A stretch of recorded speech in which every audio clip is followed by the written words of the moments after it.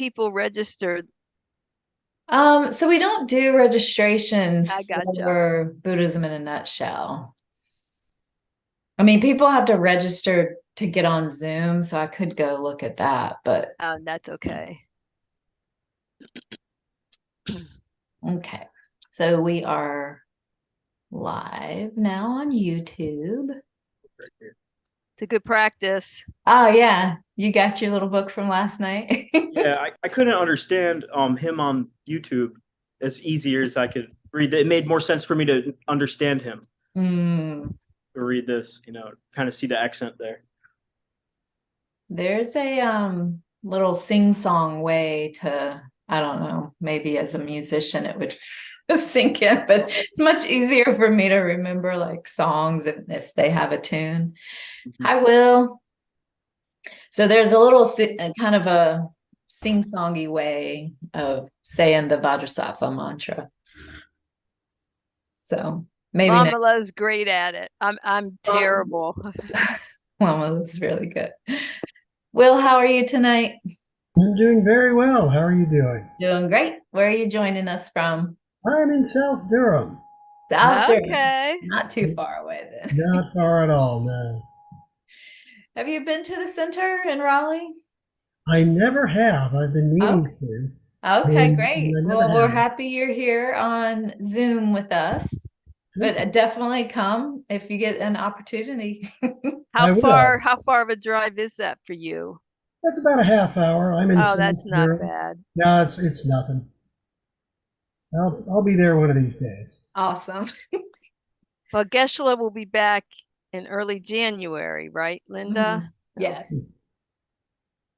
Yeah, our resident monk Geshe-la is on break right now. So he typically teaches Wednesday evenings and Sundays, and he'll be back in January. Okay, very good. But they're Yeah. having teachings on Sunday now, and I'm sure they're great. I've been out of town, so I haven't gotten to attend them. Yeah. Some of our other Sangha members, we have a couple of nuns, our nuns Venerable Lamo and Venerable Kondo, who have been teaching. And then we'll have a couple of Discovering Buddhism teachers teaching as well. Okay. I watched YouTube for this past Sunday and enjoyed it very much. So, Yeah, it's great that we have these recordings it now. is. It works very well. We had stopped recording this class several before COVID, they stopped recording it. Mm. I don't know if it's good or bad that it's recorded now. Good. Hopefully good. Hopefully good. Lisa, are you on audio now? Yeah, Yes, I'm here. Thanks. it's good to see you as always.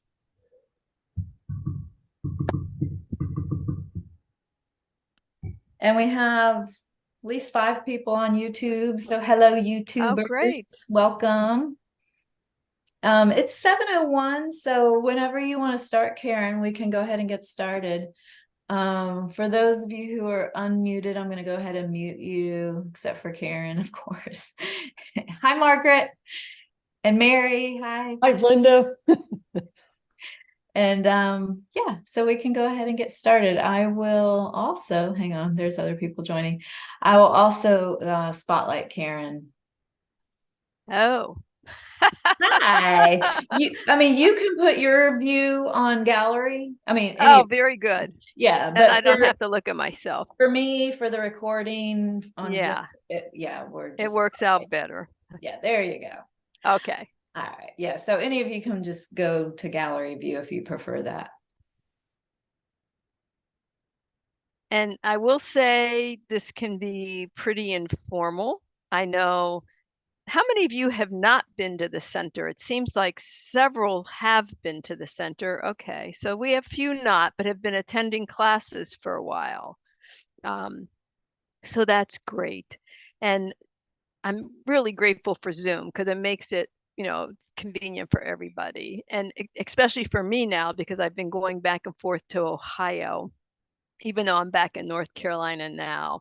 But for some of these sessions, I may be up there. So it's going to work out great. So I appreciate your patience as we switch to all online. You can chat in. Linda, sometimes I can't see the chats when I'm sharing my screen. So you can let me know if somebody chatted in, especially people on YouTube. Chat Yes, in, please. absolutely. You can interrupt me and ask questions. However you want to get your questions answered is fine by me. I'm not saying I can answer all your questions, but I'll try. And I have lots of folks that I can ask when I can't answer you. And I'll either get back to you by email or we'll wait till the next class and I'll get back to you. Great. And we were talking, this is a very introductory course. That's what it's listed like, as on our website, but it really does hit all the topics. So it's a great introduction, even though it's some of you are in the Discovering Buddhism class and it doesn't go in depth like that class does, but it definitely gives you a pretty good highlight of all the basic principles and philosophy and science of Buddhism. So that's what we're going to be covering. And I'm real excited for all of you. I think this is a wonderful way to introduce yourselves to Buddhism and learn more. So I will say, I will share my screen on and off, probably more off than on. But just because I want you to see some spellings and I want to share my email. So we'll share a little bit. Okay.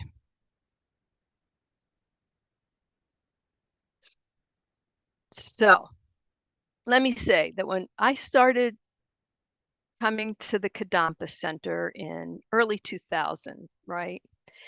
And I started with the last module of Discovering Buddhism. So they were right at the end of the 2-year class. And I had no idea what anybody was talking about. I felt like I was dropped in the middle of something that everybody else knew but me. And it was almost overwhelming. So I stopped going. And I said, I'm going to wait till the 2-year modules start at the beginning. And you still feel like you're trapped in the middle of something. It doesn't change that. And so that's the good thing. You learn from others, you pick up little pieces, and then yeah, it takes a while maybe for it to gel. I don't know that it's ever really gelled solid for me, but you kind of get it and you get comfortable with the not knowing. Well, I should say not even when I know something, especially when I think I know something, you realize, oh my gosh, you've just barely touched the surface of it and it's so much deeper than you ever thought and you don't have a clue what it's about. So that's kind of the the beauty of Buddhism.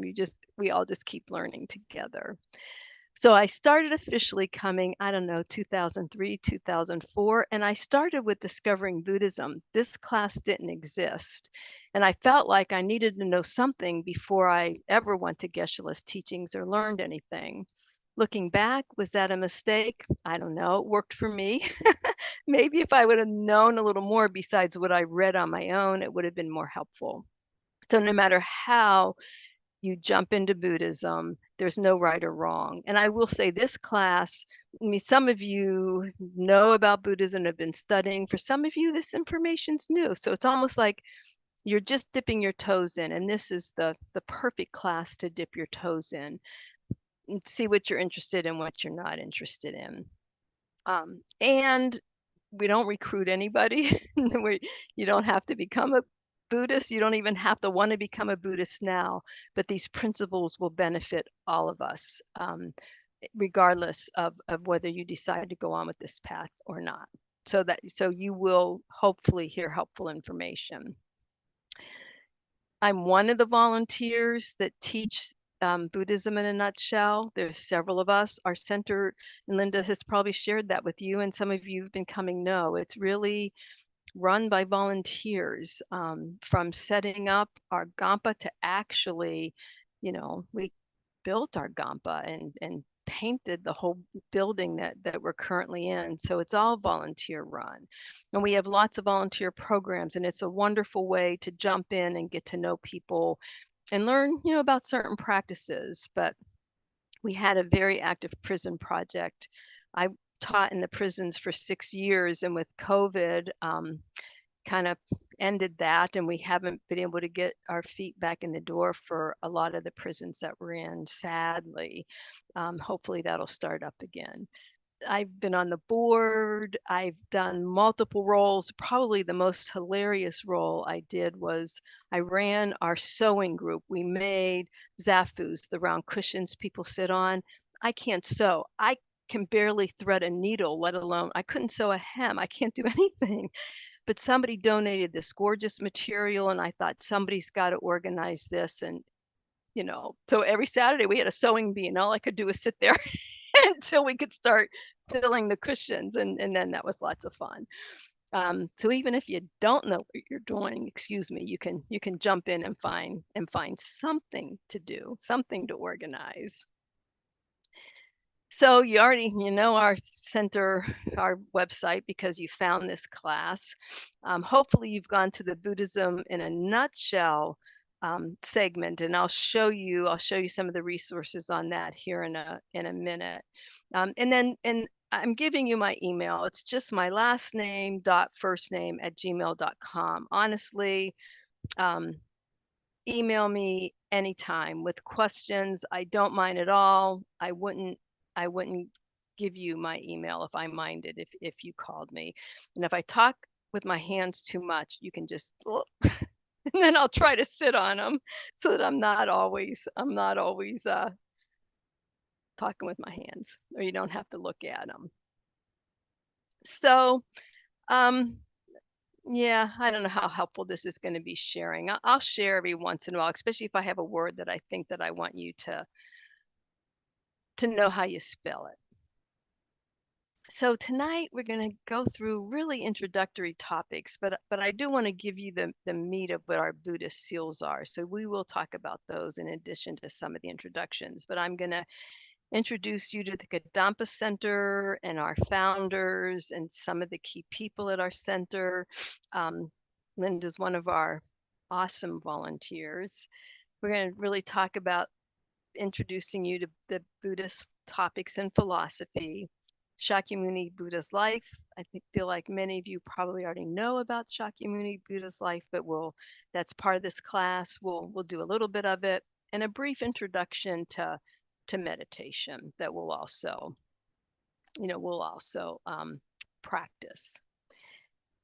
Ask me questions. We all come from different faiths. Few of us have been raised Buddhists, right? Although it's wonderful to see the generation of folks that are being raised Buddhist in the West, including Linda's kids. Gosh, Linda, I remember when yours were babies and just being, just born. So it's kind of fun to watch all this. Pretty cool.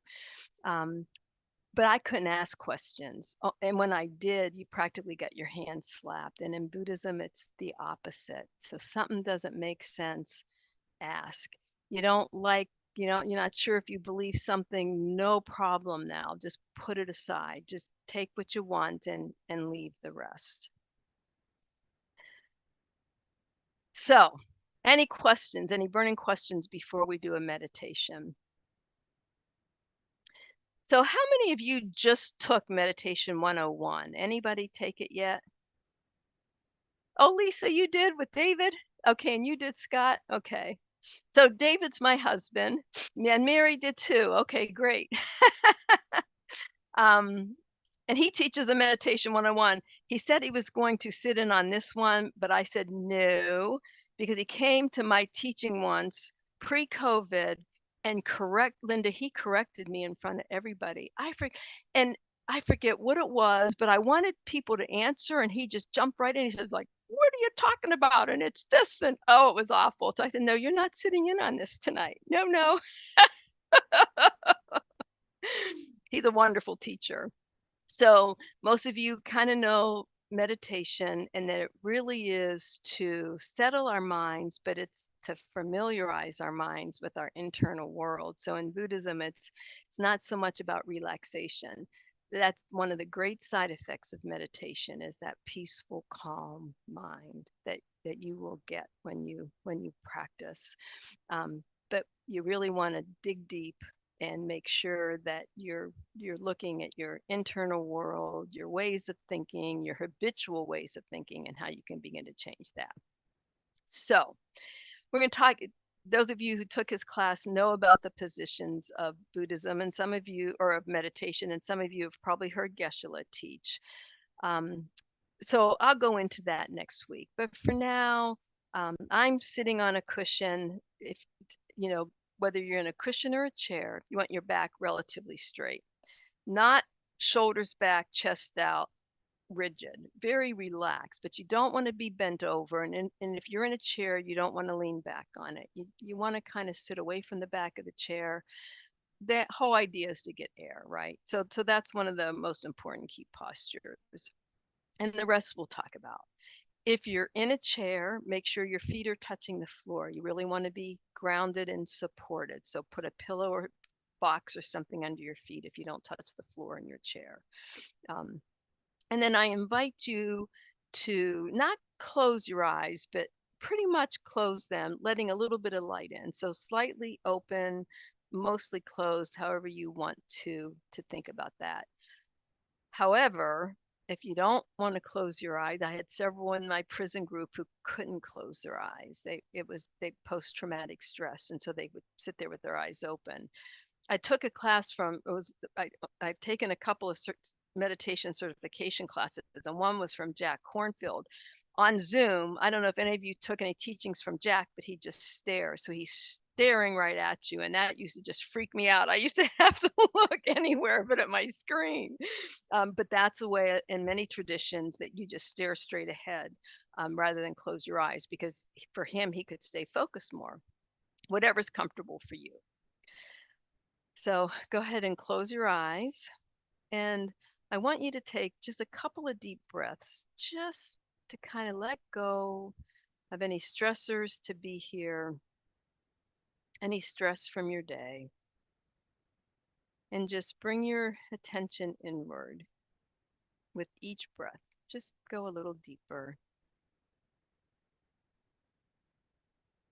And then I want you to think about your intentions. In Buddhism, setting your intentions and then dedicating at the end of your meditation, your practice, your prayers, so important. And actually, we do it for work. We set our intentions all the time, and it really does make a difference.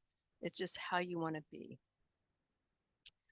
So as you think about your intentions to be here, some of you have been studying for a while, but and some of you, you're just dipping your toes in, but you all made the decision to come. You could have done anything tonight, but you are giving up your precious time to be here. I'm so grateful for that. And hopefully you'll get something out of it to make it worth your while. And you might be coming to learn more. You might be coming because you want to teach this, whatever your reason. You heard about Buddhism and you're curious, whatever your reason. Set the intentions for what you want to get out of this tonight. And then we're just going to do a quick meditation of counting your breaths. So each in-breath and out-breath is one. And you could say in, out, or you can count. The idea is to keep your mind focused on the object of your attention. And right now, it's just counting your breaths.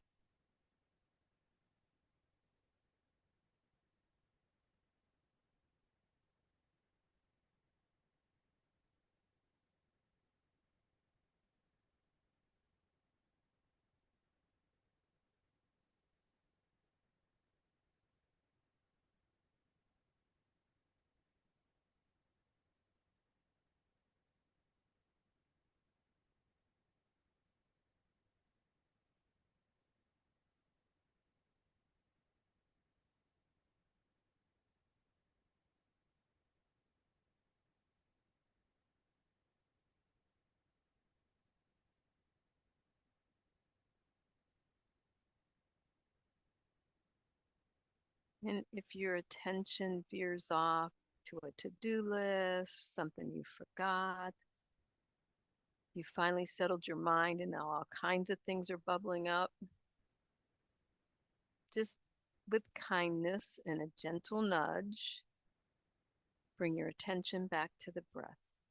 That's the most important object right now, is to train your mind. We're practicing.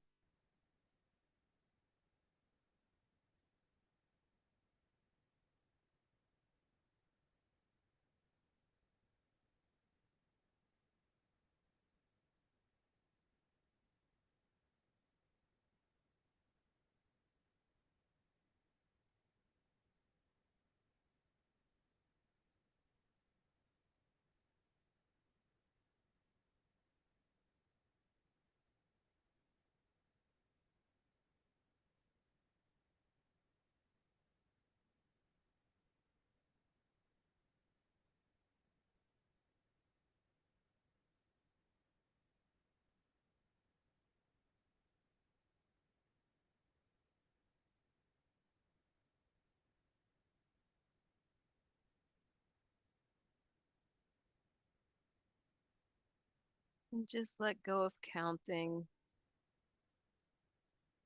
You might have already let go of counting, but just notice how you feel right now. Frustrated, calm, whatever it is, just notice and acknowledge it.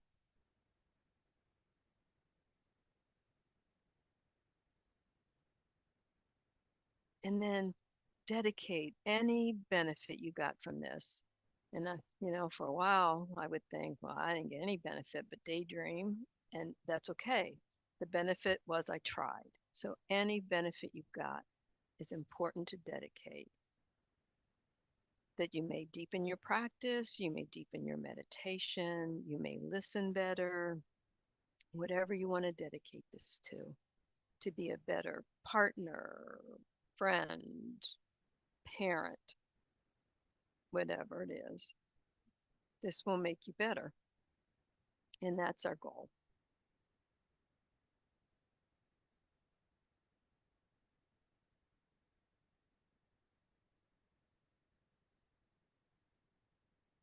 And then just slowly open your eyes, bring your attention back to the room.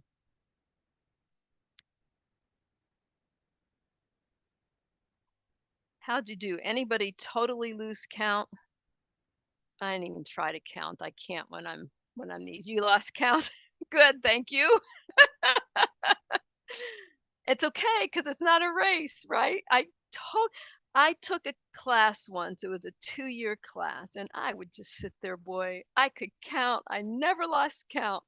And then right at the end of the class, I realized not for a second, I would have all these thoughts in between counts. I wouldn't lose my count, but blah, blah, blah, blah, blah, 2, blah, blah, blah, blah, blah, blah, blah, 3. And I gasped. It was so shocking to me, and I'm sobbing, and I go up to the teacher. I said, I'm just a fake. I couldn't do it. And his response was, oh, how wonderful. I am so thrilled for you. And he said, you recognize that. And most of us go through the day and don't even pay attention to our crazy monkey minds. And that really stuck with me, that it doesn't matter how bad we think we do. We keep trying, we keep trying, we keep trying, and maybe sooner or later we'll we'll master it. I don't know. I don't know. We'll see. Comments or thoughts? Anybody from YouTube have a comment or thought? Then for some reason I can't see, so you'll have to let me know if they do. Sure. Yeah. If you are, it's so funny because I was about to say something and I was reaching for my microphone and I was like, oh, wait, where is it? Because I usually hold a microphone. Anyway, sorry. Oh, that's right. Yeah, at the center. Mr. Microphone. Yeah. So if you are on YouTube, is simply write your comment or question in the chat and I'll relay it to Karen. If you're here on Zoom, just, you can unmute, you can raise your hand, you can do whatever to get our attention. Okay. So this is the first class of 5. Obviously, you guys probably already have the dates on your calendars, but just in case, the next one is the 21st. So that's Tuesday right before Thanksgiving. So hopefully we'll see everybody here for that. I'll probably be in some, I don't know where I'll be, some hotels in Ohio. And then we have the 28th. I'll probably be in another hotel, and then December 5th and 12th. And hopefully I'll be back in North Carolina for those. And so make sure you mark your calendars. I already mentioned that the other introductory class is Meditation 101. It's a wonderful class. Linda alternates Meditation 101 with Buddhism in a nutshell. So that will be coming around again if you didn't take it. And then Discovering Buddhism, it's more deeper. However, it's considered an introduction to Buddhism. It goes into far more depth than we're going in tonight on similar topics, or I shouldn't even say tonight, through this whole class. And it's great. It's a 2-year commitment, but people come and go. Most people can't always go through all the modules in 2 years. So you can pick them up if you miss a module, you can pick it back up again. And this class assumes that you're only interested in learning more about Buddhism and that you don't have any intention of becoming a Buddhist. For some of you, you may choose this as your path.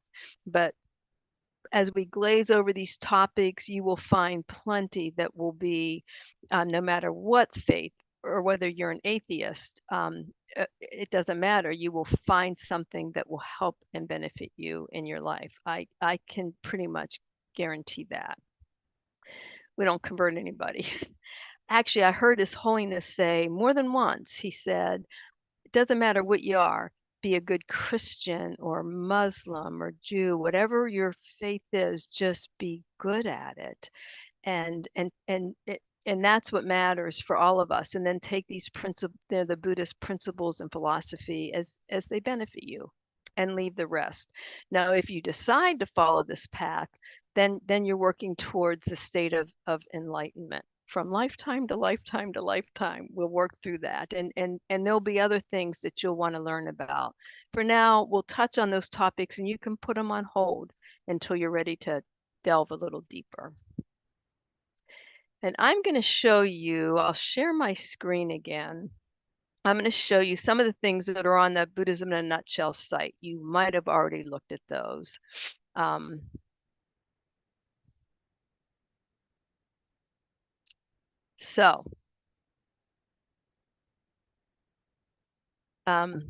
talks a little bit about the introduction and what you're going to, what we're going to cover in this class. And then it has handouts, and you can download these handouts, the 7 points of meditation posture, which we will talk about next week.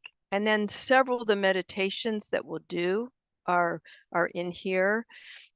The 4 Noble Truths, we're actually going to introduce those tonight, and you have a handout on there that just outlines the ones that we're going to talk about, the truths we're going to talk about and kind of what they mean. You don't have to have it with you for this class, though. And then one of our prayers, the foundation of all good qualities, which is really the outline of the path that we're going to talk about. And maybe the last class we'll read some of those prayers and we'll go through that, especially as you're interested and you want to learn more about it. Did all of you find this okay and look at it and got these topics okay? Okay. So I'm going to tell you a bit about our center. And Linda was talking earlier. It started as a study group in people's homes way back in 1991 when Don Brown is the founder of our center, and he started these study groups, and there were a handful of people there, Julie Jones being one of them, who's been a longtime member of the board and still is a member of our center, even though she's in Kentucky right now. And then Don Brown recruited Robbie Watkins like in 91 or 92 to be the director of our center, and he still is. And they both have a medical practice in Cary. They have a family physician practice, and they went to medical school together. And um, and they both teach in Discovering Buddhism and actively, teach at the center on Sundays. They're very active members still to this day. Wonderful role models, deep practitioners. And then, of course, His Holiness the Dalai Lama is our spiritual leader. There is, it's called the New Kadampa Center. It's a similar name of ours. We actually had members join the New Kadampa Center and then realized there were no books of His Holiness. There were no pictures of His Holiness. And so, and that's the practice they wanted. So they came and found our center. So they don't follow His Holiness the Dalai Lama. We do. We're part of FPMT, which I will talk about that later, because you can go on their site and you can actually download the teachings that are on there of Buddhism in a nutshell, as well as other teachings. But it's the foundation of the preservation of the Mahayana tradition. And we are the Mahayana tradition, and we'll talk a little bit more about what that means. And it was two High Lamas that founded the FPMT Center back in 1975, Lama Yeshe and Lama Zopa Rinpoche. They were monks in Nepal. They taught Westerners and Tibetans and people from all over the world, and especially Lama Yeshe. I would have loved to have met him. He loved Westerners. He loved hippies. And so they made the decision, knowing nothing about our country, our culture, our language, they made the decision to come here. It's just unbelievable to me that they sacrificed everything for us to come here to start the FPMT centers and, start all these centers for us. Lama Yeshe died as a young man. I think he was 42 or 43. He died back in 82. Lama Zopa Rinpoche, our spiritual director, just passed away this fall. Still a young man. He was only in his mid 70s, very suddenly died. So that devastated our whole community. And we still say prayers for his quick return.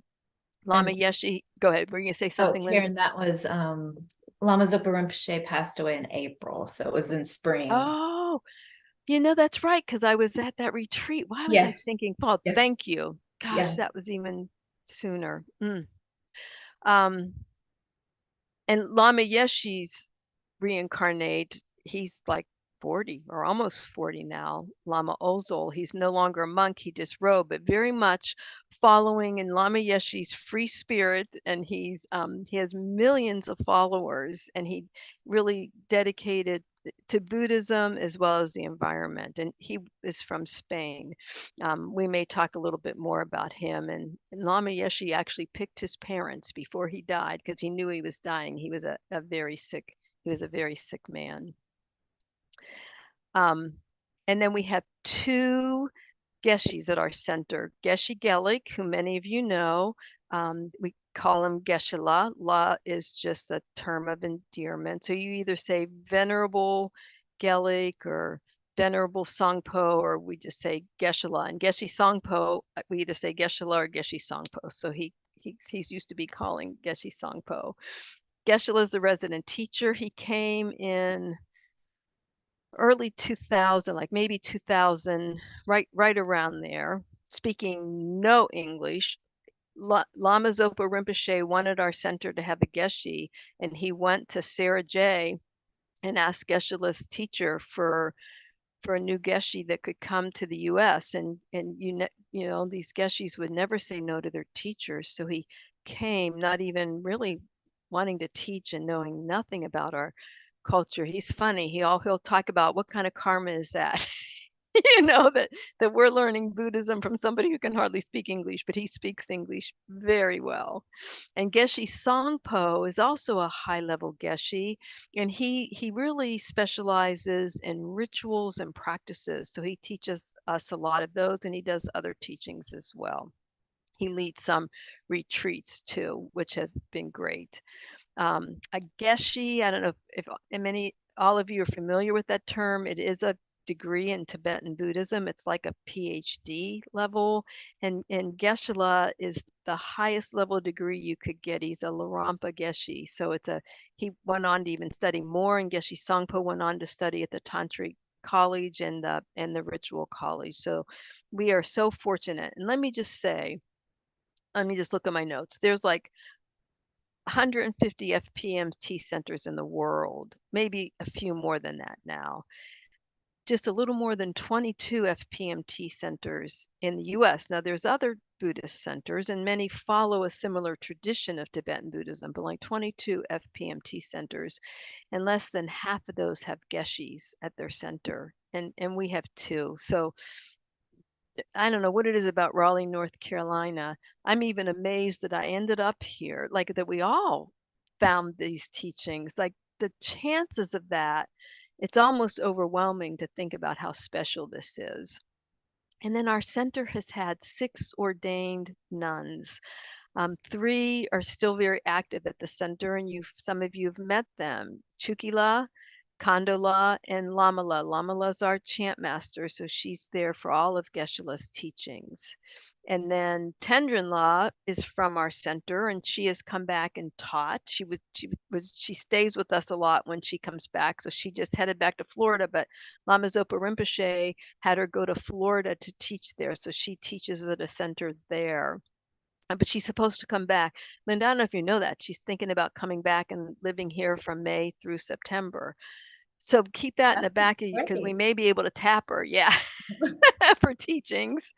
I don't, she's finding a place to stay since it's for so long. She may be here for part of that with us. And then one of our other nuns, Choki, passed away in the early 2000s, actually right after I became a member. So I was fortunate enough to meet her. Very ill. She died young as well. And then another one of our nuns who used to be in Linda's role as our spiritual coordinator, she was Sarah Brooks then. Actually, she was one of the first people I met, her and her husband at the time, that really hooked me in. And she's now an ordained nun. She ordained in Nepal with Lama Zopa Rinpoche and was there through COVID because she couldn't leave. And she's now in Italy in the master's program. So we are very fortunate. Our center started in the homes of people as a study group. We ended up in this office. You were coming when we were in that office. No, were you? So we were in an office building. It was a basement of this office building. The first day I came there, I parked in the parking lot and I started walking down this little alley to get to the door. And I was like, oh, heck no. Turned around and left. And actually, Dan Brooks, Sarah's husband, was like, no, no, no, come on, I'll show you in. And thank goodness, because I've never looked back. And now we've been in our new center since 2007. And I hope that many of you, even those of you who live in another state, can come and visit our center. It's quite special, especially when you think that we did that. The volunteers put up the walls and painted and put the floor down and built the altar, and all of that was done by volunteers. So it's quite amazing when you think about that. Karen, we do have a question on Zoom. Yes. What distinguishes a lama, or what distinguishes someone as a lama? As a lama, it means teacher, and Rinpoche means teacher, although usually they're a recognized reincarnate teacher. But Lama Yeshe, we always call him a lama. It's an honorific name, but all of us are reincarnates, right? But to be a recognized reincarnate, that means somebody went and found you. It's pretty special. So it's another word for a teacher, a special teacher. And instead of saying Venerable Yeshe or some other word of endearment, he's Lama Yeshe. I don't know why he's Lama Yeshe. Do you know, Linda? It's just what he's always been. Okay. I hope that answered your question. Thank you. So before we go into more about Shakyamuni's Buddhist life, I want to give you some, I call them nuggets. These 4 seals are really the meat and foundation of Buddhism. especially if you choose this practice. And we will talk about all these topics. We're going to glaze them on a high level. So the first Buddhist seal, and then there's two philosophies I'll mention, but the first Buddhist seal is that all phenomenon are impermanent, including us, our computers, our desks, our tables, our house, our center. It's all constantly changing. All phenomena are transient. They, on this coarser level, we can see it. Like I walk by a mirror sometimes. I don't know if anybody else does this, but it's actually shocking to me. Like I'll look in the mirror and think, oh my gosh, when did I become my mother? You know, because you forget, you don't see those changes, you don't acknowledge them.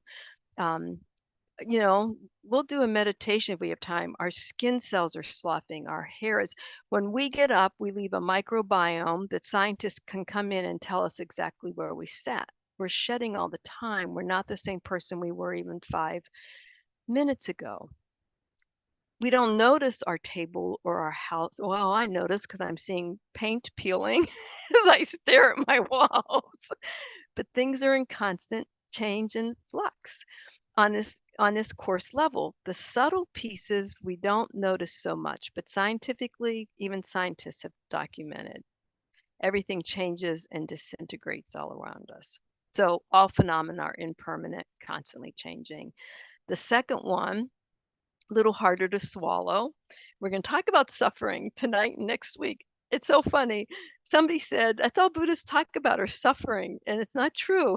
And if you talk about suffering, it's to help us be better, happier people. So we will talk about suffering, but all contaminated phenomenon, and we're contaminated by our ignorance and karma, are by nature suffering. And the word is dukkha, and we'll talk about dukkha. There's not a good way to translate dukkha. Suffering's probably not the best translation, but that's how it often is translated. But it means unsatisfactory, that it'll never, even when we're happy, it's not a lasting happiness. It can't last. Even when we think we're on top of the world, we won't. I hate to, I'm sure I'm not bursting anybody's bubble. We won't stay there. No matter how healthy you are, we're going to get sick. We're going to get old. Being here in this cyclic existence, contaminated by karma and ignorance, it's dukkha. And we'll talk about that a little bit more. And then the third one is all phenomenon are empty of inherent existence. And this probably makes Buddhism more unique than you can't argue with change and you can't argue with suffering. But that sense of emptiness it's a little harder for people to grasp. But there's complete absence of any inherent existence, including ourself. It's a selflessness. All things are labeled. We're dependent on causes and conditions. So that's the third seal, and the fourth one is nirvana. Nirvana is peace. So once you realize all phenomenon are empty, including this sense of selflessness, you want to strive for this nirvana, this peaceful bliss. And so those two kind of go hand in hand. And we will talk about those in a lot more detail. And then the two philosophies that we'll talk about that are other concepts of Buddhism that you can take or leave, but karma, that we create positive and negative karma, and rebirth. Buddhism is we believe in reincarnation. Well, we're supposed to believe in reincarnation. That's a hard one to swallow, but we'll talk about even some of the scientific basis of that. And it's interesting because we were taking a class and they said most of the religions believed in rebirth, including like Catholicism, most of the major religions. And David just read, and I haven't verified that this is true. He thinks that Catholicism stopped believing in rebirth when Jesus was rose from the dead, because when he rose from the dead, he rose as his own body himself. And that, so then you couldn't be reincarnated as somebody else if he rose as the dead of himself. I don't know if that's true or not, but it was relatively, in recent years that some of these religions stopped believing so much in rebirth. So I will share my screen again. Maybe we'll see. Huh. Well, maybe I won't. Let me just try. Oh, I know. I have to shrink my slides. Okay.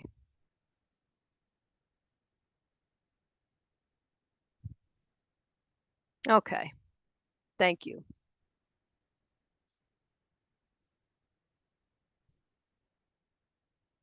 So, Shakyamuni Buddha. And do you have any other questions about any of those topics I just mentioned? We will go into more depth. So, but if you have a question, let me know. So I'm going to quickly go through kind of Shakyamuni Buddha's life and history, just because it's a nice foundation, even though many of you in here are familiar with it. But he was searching for the meaning of life. Most of us are still trying to answer that timeless question. And I love this joke. What is the meaning of life? I don't know. My computers are down. But literally, the Buddha was searching for, who am I? What is happiness? What is death? What happens after we die? What is the meaning of life? And so his search was started more than 2,500 years ago when he questioned this, and he found the answer. It wasn't like this revelation that just hit him. It was a process. And it was really, he lived this life of luxury. He had everything he could want. He was born to royalty. He was actually, Lumbini was where Nepal is today. So it was pretty much the northern Himalayan area. He was in a large clan called the Shakya clan. His father was the king, his mother the queen of this clan. His father was Shuddhadana, and his mother was Queen Maya. And she died in birth or shortly after childbirth. She didn't live long. Siddhartha didn't really know his mother. His father married her sister, and it was his aunt that became queen and raised him. Very sheltered life. He wanted for nothing. He had everything he could want. He excelled at everything he did. And his father made sure to protect him. His father had an oracle, kind of like a sage, do a prediction of Shakyamuni Buddha's life.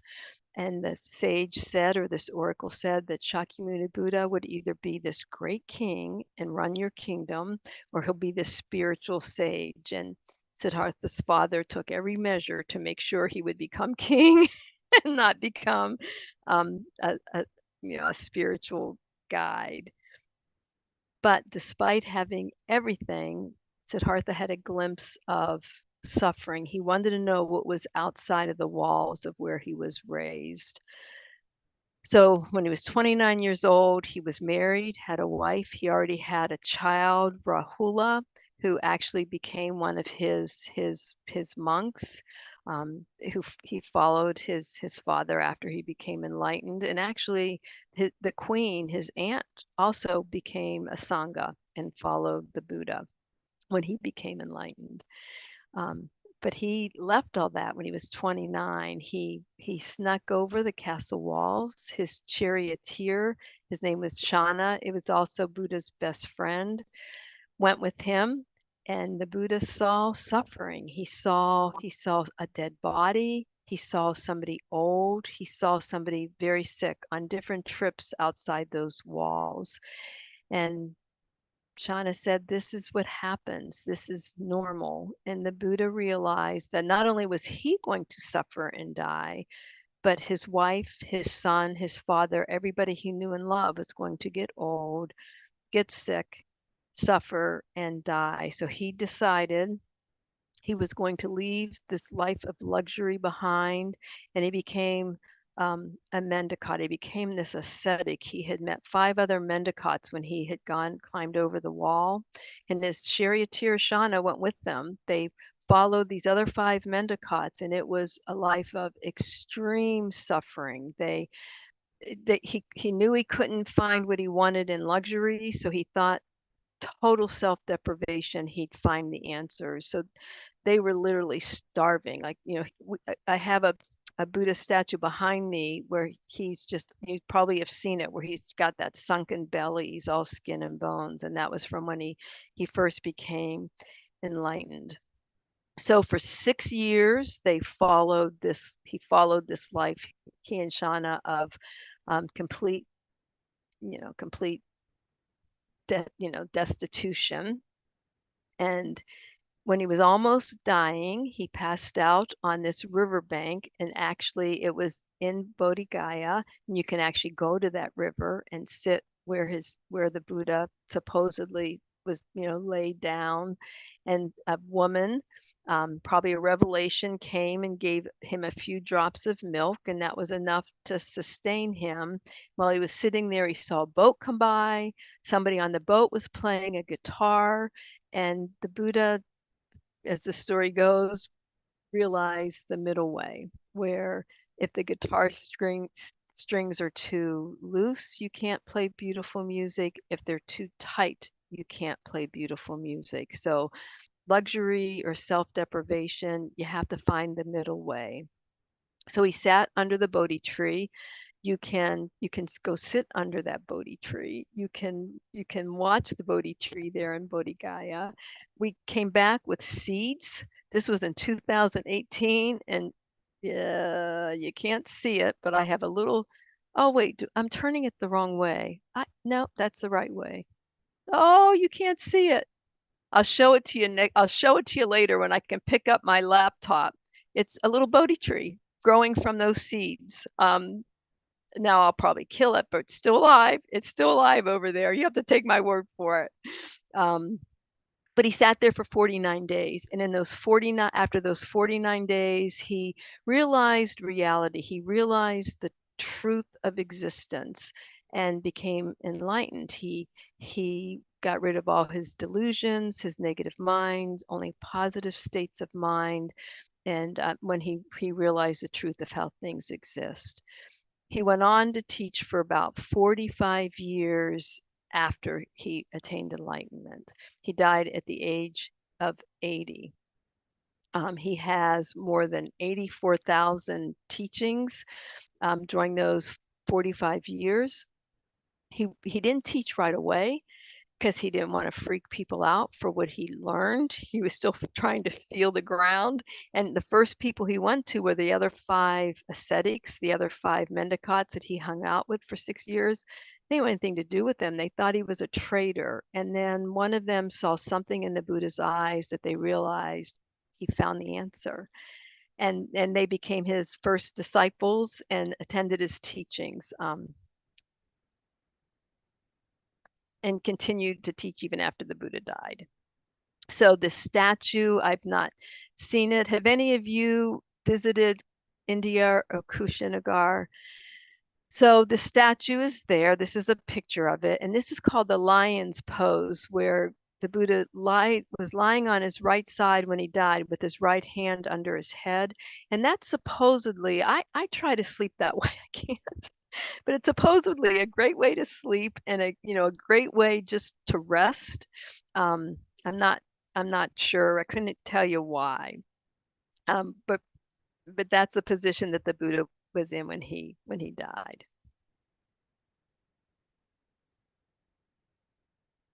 So Shakyamuni Siddhartha became Shakyamuni Buddha.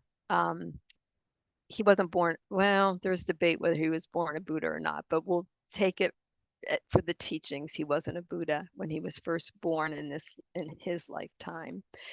Shakya means the clan of the historical Buddha. We call him the historical Buddha because it's in our lifetime we have this Buddha, and there will be a period of darkness where his teachings aren't around, and it'll be a while before another Buddha comes. So we are extremely fortunate to live in this time of the historic Buddha.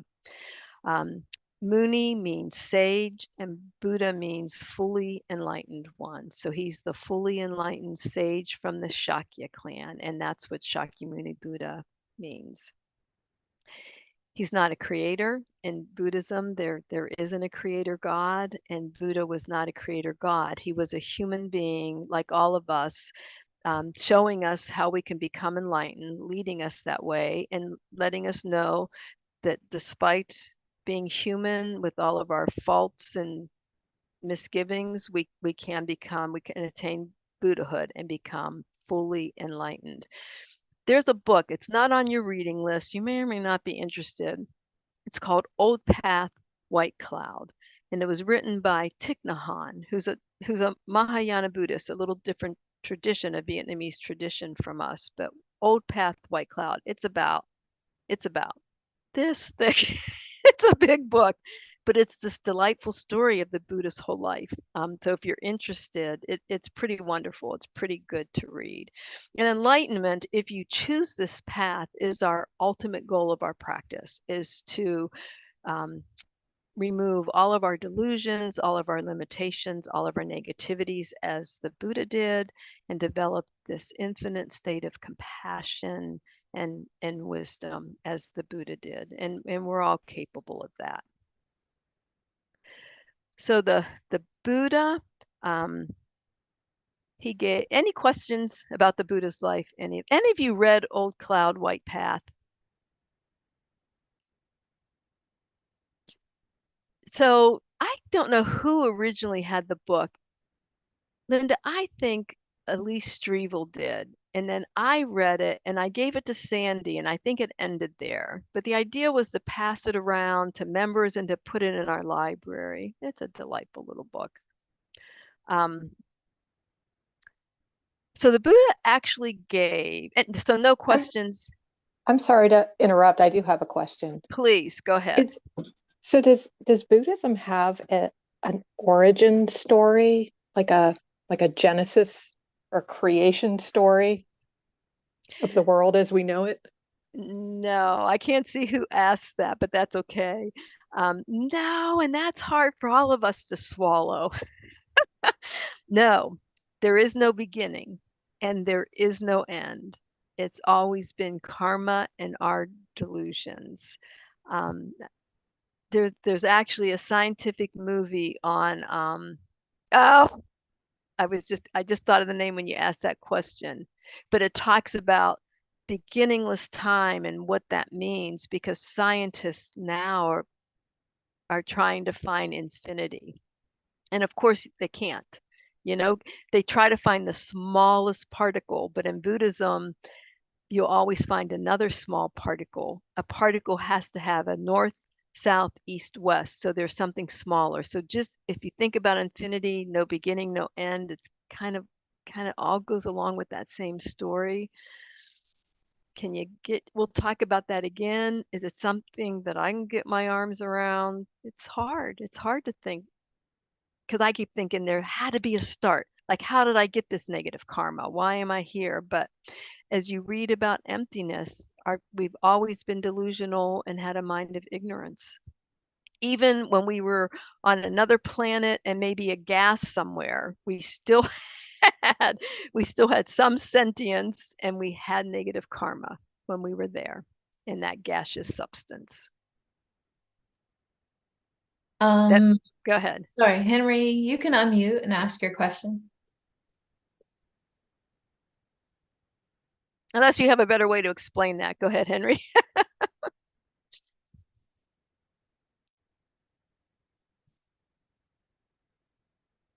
Sometimes you can unmute with your space bar. Can you hear me?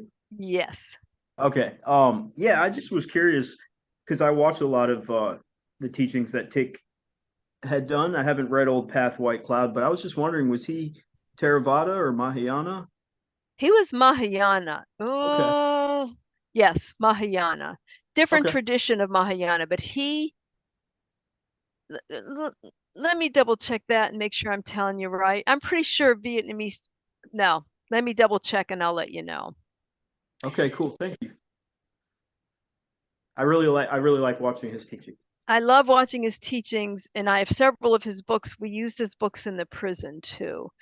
And he he is Mahayana because he believed not just in his, well, let me look it up before I tell you wrong. I'll let you know next week. Or if you email me, I'll let you know before next week. I'll send you an email.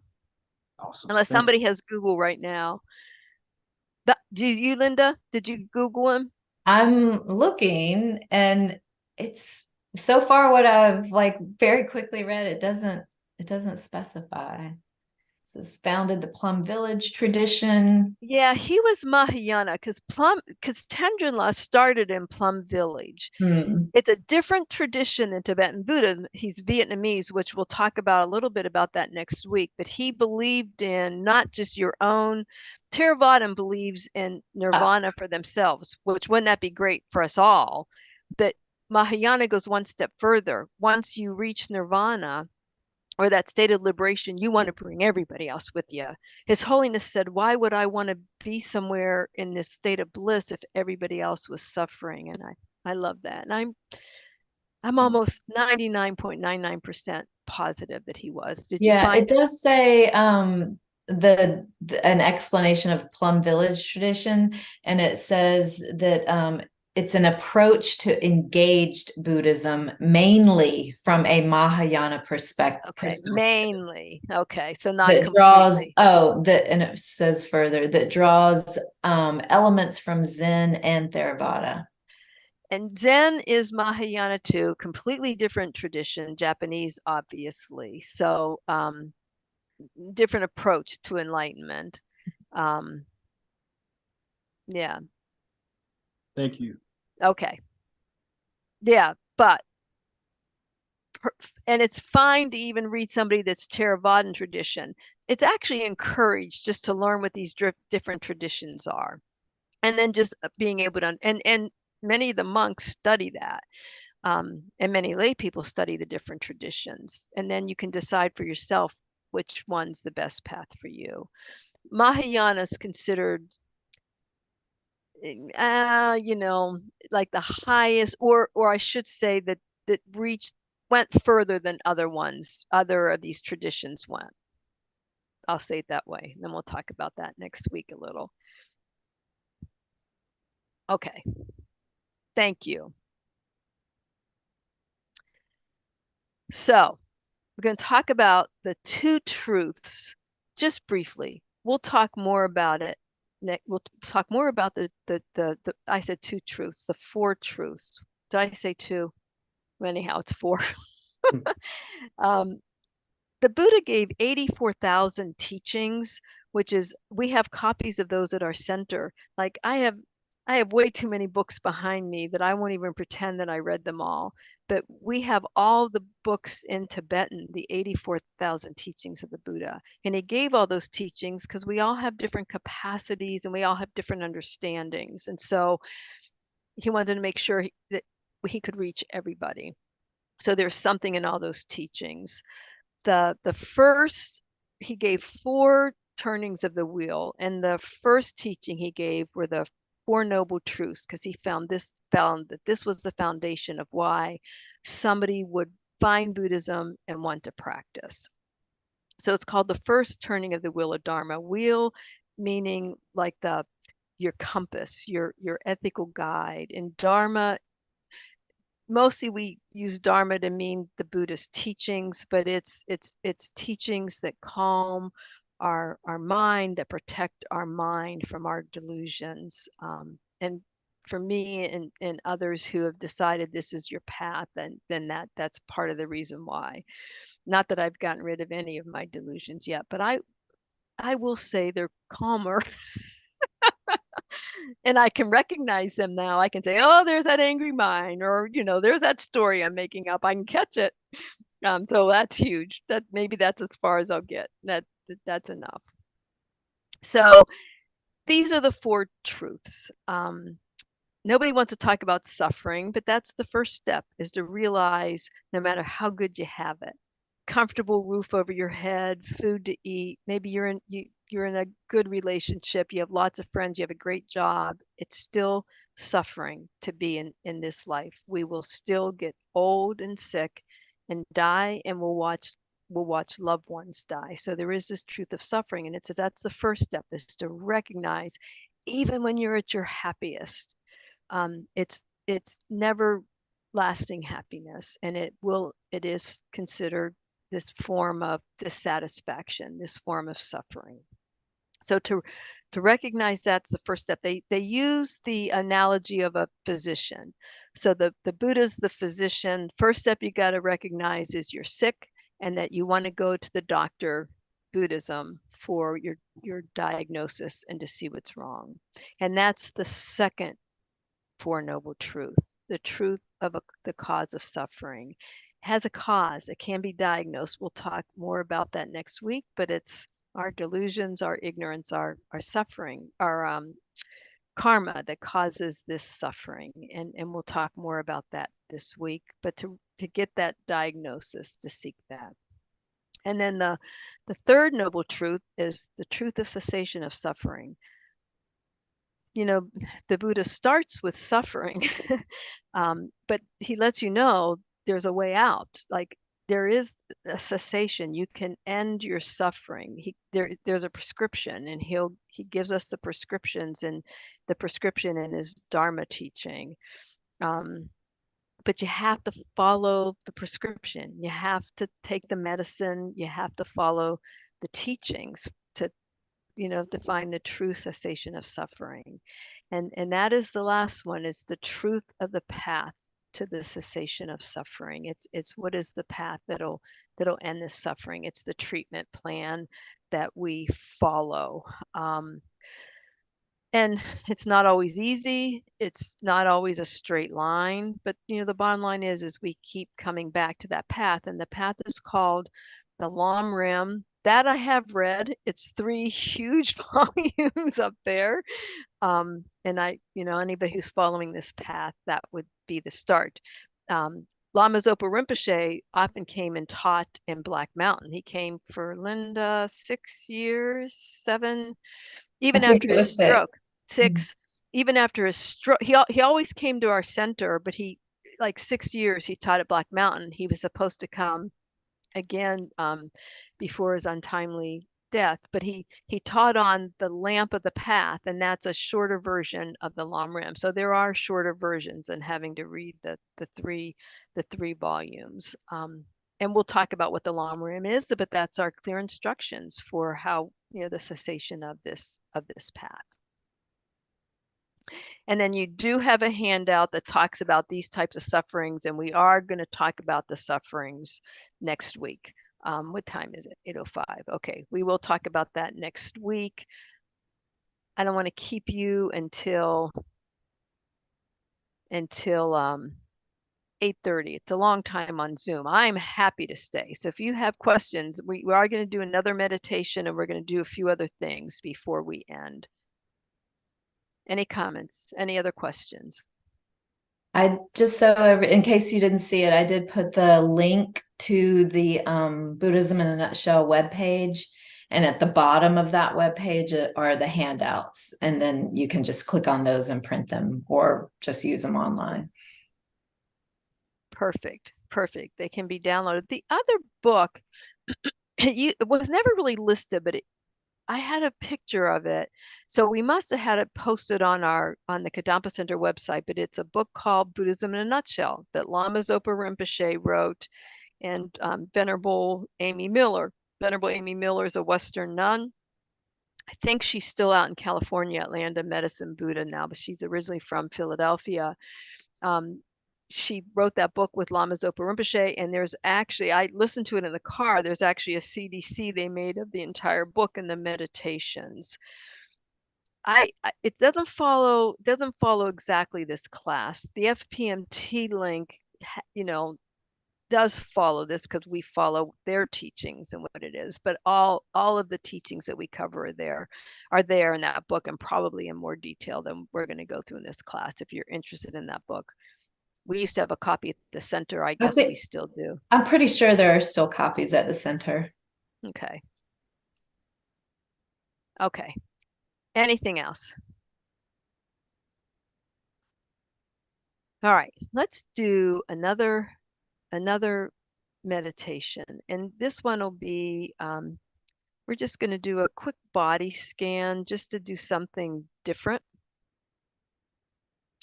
And so again, I won't go through the posture of meditation tonight, but you know, you want to sit with the whole idea of that posture, it's nothing magical. I mean, it's getting a more comfortable position, but it's to kind of um, stop us from drooling. Like most of us would meditate long enough that we'd be drooling uncontrollably, but it can happen. And it's to make sure we're getting enough air in, that your lungs can expand, and then you keep your arms kind of away from your body to allow air so that we're not sweating when we're meditating. And you know, for people who sit for hours, you can. So the idea, and your back is straight as part of letting your lungs open up. So again, relatively straight back, feet are flat on the floor. If you're on a cushion, and that's what I just had to wiggle around to do. Your knees should be lower than your hips. It's a more comfortable position. If you can sit in a lotus, I don't know if any of you can sit in a full lotus. You would sit in a full lotus. Most people can sit in a half lotus or kind of cross-legged, is an option as well. Nothing magical about sitting on a cushion. That's the position that the Buddha was in. Most people, especially as we get older, we sit in a chair to meditate. So whatever's comfortable for you is fine.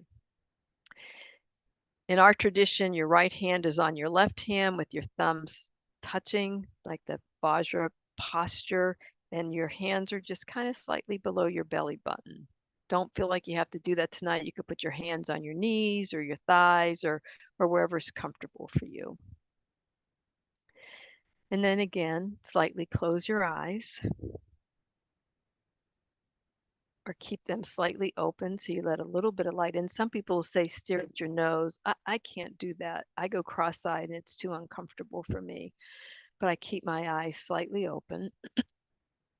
And go ahead and just take a few deep breaths again. Bring your attention back inward, um, letting go of even the discussions we've had.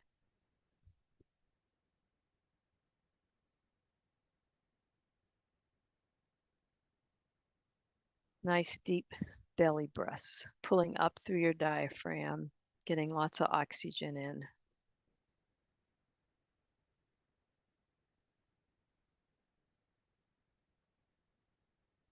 And then return your breathing just to a normal, natural rhythm, trying not to control it, just whatever's comfortable for you.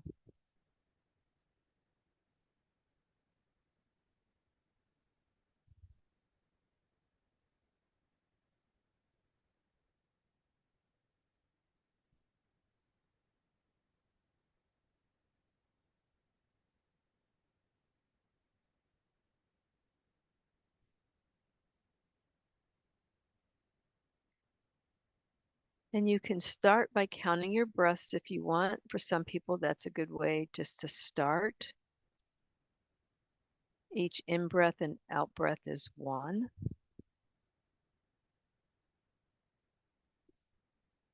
Nothing magical about counting. You can stay on one if you want, or you could just say in and out. It's a way to focus our minds.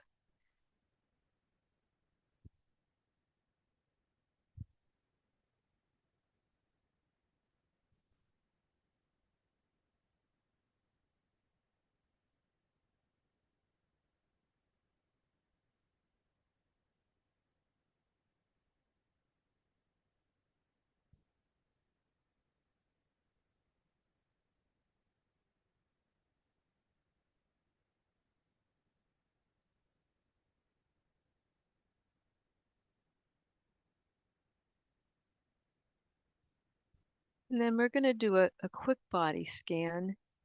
You can do this a couple of ways, but the way we're going to do it tonight is for awareness, just awareness of our physical bodies. There's different kinds of meditation and different kinds of objects you can focus on. So it'll be our physical bodies tonight.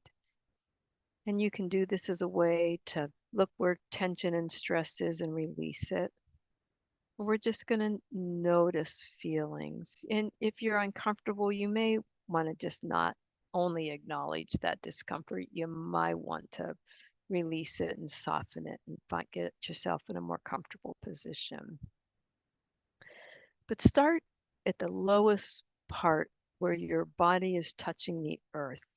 It might be your knees, it might be your feet, might be your bottom, but just notice where you feel grounded with the earth.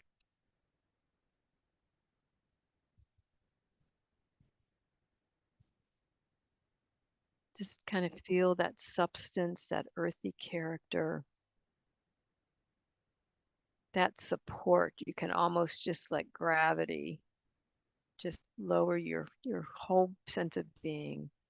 Let the earth hold you up. That much support.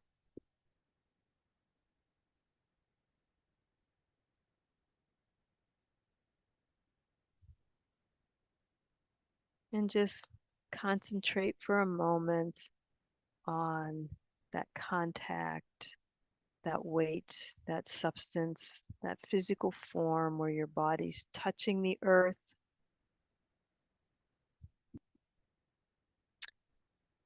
And just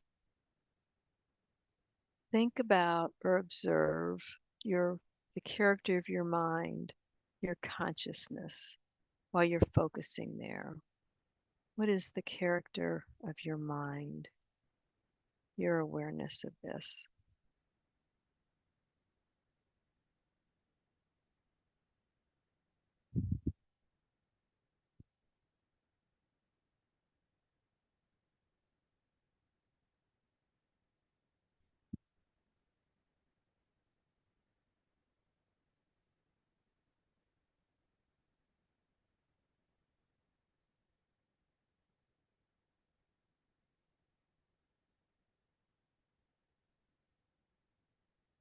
And then slowly let your attention move up your body.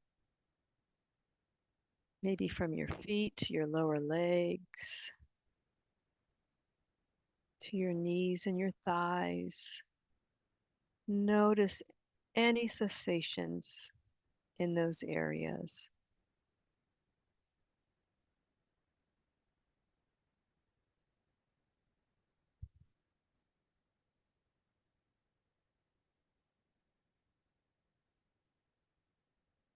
Your belly, are you hungry, full, rumblings, discomfort?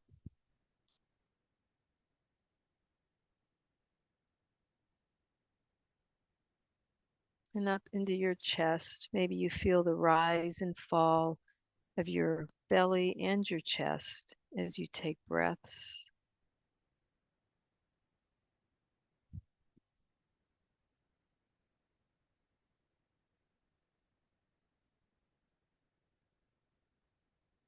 Notice your arms. I realize I'm holding my shoulders so tight.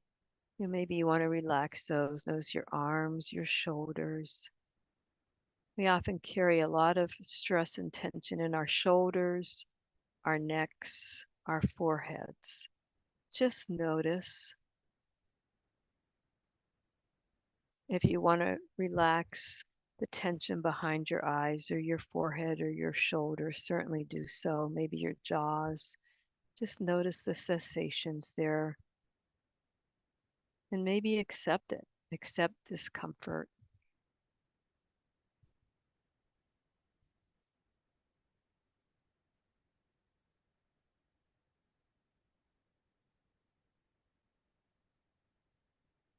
And then bring your attention all the way up to the crown of your head, the very top of your head.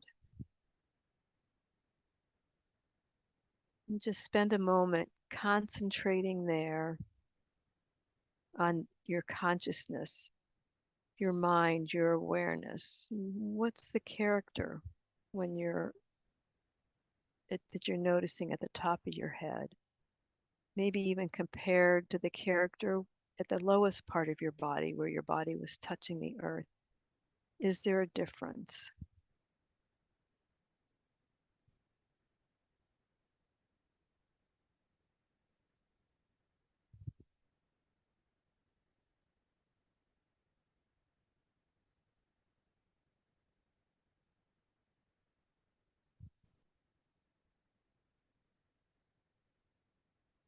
And you can either stay there or you can just slowly move down your body again, going back to any area of tension or something, some cessation that you want to just notice and focus on. You can do that.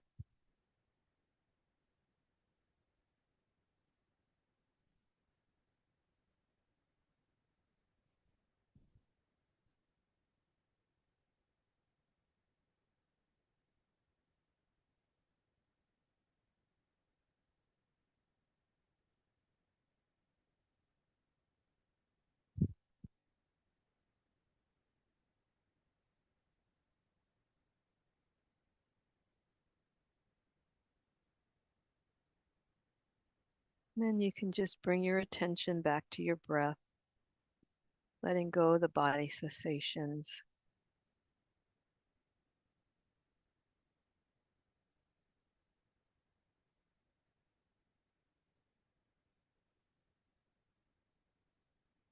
And I want you to think about your dedication. I want you to even think about the mind and the consciousness and the clarity that you might have gained. Because where is that awareness, that mind? We went from our feet or our legs to the top of our head.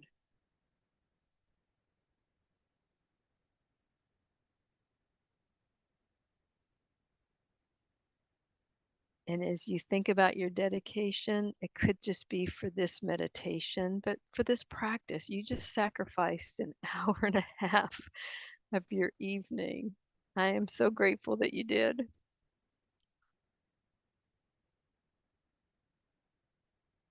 And just think about where you want that to take you. What do you want to make sure you gain the next time? Maybe you want to say something up front next week that you want to make sure gets covered or addressed. But dedicate whatever benefit you received from starting to learn the teachings of the Buddha in order to be a better person, happier, more peaceful person, letting go of some of our delusions, maybe baby steps.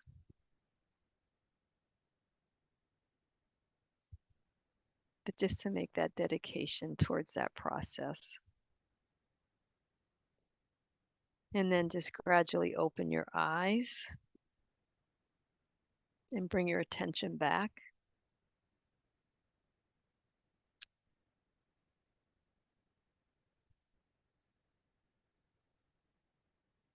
I don't know if some of you liked that meditation better. We're going to try different ones. Some are going to work and resonate with you, some are not. There's one 9-round breathing. Those of you who've taken, maybe did David do 9-round breathing? Anybody in the meditation? He did. I think so. Yeah, pretty sure he did. I thought, no way, no way I'm doing that. And it's one of my favorite meditations. I do it almost every morning now. So you do come back to things. So you don't like something, don't just drop it forever. Come back. Come back, come back. Most of like, especially when I'm focusing on my body, I think, oh man, could my knees hurt anymore? I got my feet in the wrong position. I'm itchy. Could I have any more itches? And so I just love this picture of this poor grumbling guy. You be gentle with yourself. Try different meditations. One will work better than others. Next week, we're going to talk about the history of Buddhism, where we'll go through how Buddhism traveled from India to Tibet to China to Vietnam, Japan. We're going to talk about the mind, which is one of the deeper subjects of Buddhism. What is mind? Do some more meditations, a little bit more depth of the Four Noble Truths and what the Buddha means by suffering and dukkha, because it's not just pain, it's different. It's different. And then what it means to be an actual Buddhist and what does that Buddhist practice mean. So you already got all this information for the Buddhism in a Nutshell. Oh, I had on there about the Buddhism in a Nutshell book. So it is there, and it was in our bookstore, so it may still be there. You have my email if you have any questions. And if you want the answer to to Thich Nhat Hanh before next week, just email me and I'll be happy to get that. I'll get that to you. Burning questions, comments before we end.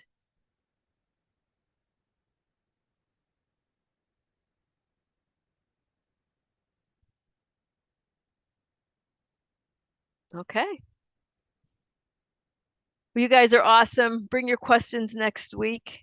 If I can't answer them, I'll find the answers for you. If you have anything that you don't want to wait till next week, email me and I'll find the answers before then. Fantastic. Thank you, Karen. Thank you. Thank Thanks, you, everybody. everyone. Thank you. Thank you. Good night. Thank you. Thank you. Great seeing everybody. We'll see you next week, if not before. Yes. Thank you, Karen. That was great. Good. Thanks, Linda. Thank you.